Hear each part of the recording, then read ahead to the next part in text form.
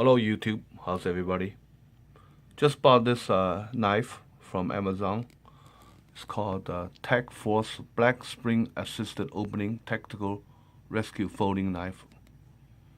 $7.74. 2 days ago I ordered and now it's here. Let's take a look.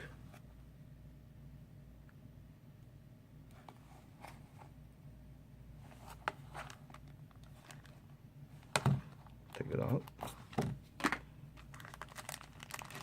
Looks promising. Wow, nice. Rather hefty, very solid feeling. I think the handle is made of aluminum, black aluminum, anodized or something. And it has a seatbelt cutter for rescue, and also has a window breaker in the end.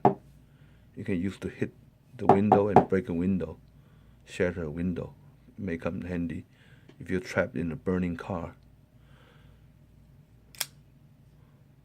Nice. Very sharp. Feels sharp. I love these assisted opening knives.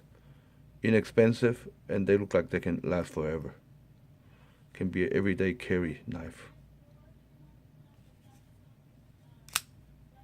See, very nice. Yep, I would say it's worth $7.74. I may even carry it every day. Thank you very much for watching.